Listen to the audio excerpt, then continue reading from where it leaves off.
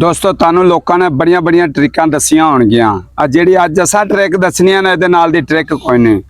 ਤੁਹਾਨੂੰ ਪਤਾ ਸਾਰਿਆਂ ਬੰਦਿਆਂ ਨੂੰ ਕਿ ਆ ਜਿਹੜਾ ਟਿਕਟੋਕ ਸਟੂਡੀਓ ਦਾ ਆਪਸ਼ਨ ਆਇਆ ਵਾ ਸਕਰੀਨ ਦੇ ਉੱਤੇ ਆ ਲੋਕ ਬੜੇ ਤੁਹਾਨੂੰ ਦੱਸਦੇ ਇੰਜ ਵਾਇਰਲ ਹੋਵੋ ਇੰਜ ਵਾਇਰਲ ਹੋਵੋ। ਕਿਸੇ ਕੋ ਕੋਈ ਟ੍ਰਿਕ ਨਹੀਂ, ਜਿਹੜੀ ਜੈਨੂਇਨ ਟ੍ਰਿਕ ਆ ਨਾ ਉਹ ਅੱਜ ਮੈਂ ਦੱਸਣ ਲੱਗਾ। ਤੁਹਾਡੀ ਹਰ ਵੀਡੀਓ ਵਾਇਰਲ ਹੋਏਗੀ ਤੇ ਜੇ ਤੁਹਾਡੀ ਵੀਡੀਓ ਵਾਇਰਲ ਨਾ ਹੋਏ ਤੇ ਬਾਬਾ ਮਰੇ। ਝੂਠ ਨਹੀਂ ਮਾਰਦਾ, ਗੱਲ ਸਿੱਧੀ ਆ।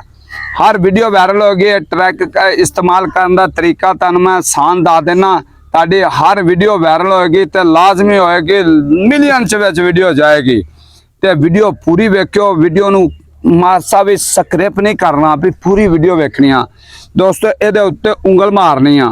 जदों उंगल मारोगे ना ये खुल जाएगी।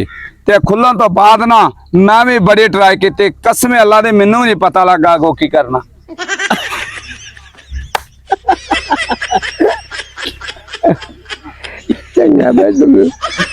दोस्तों जे किसी नूं अगों पता होवे भी की करना ते मैनूं भी दस्सो, समझ लो आपां वायरल आ।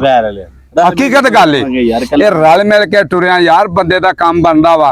जे कल्ला बंदा कुछ भी नहीं बाबा, ते आपां रल मिल के काम करांगे। जदों उंगल मारनी अगों खुल जाना, अगों की करना वा वो सारे रल मिल के आपां दसना भी आपां अगों की करना वा। ठीक है ना। ते दोस्तों लाजमीन जिन्नू जिन्नू पता होवे ना यार सानू भी थोड़ा दस दिओ। ठीक है ना, मेहरबानी।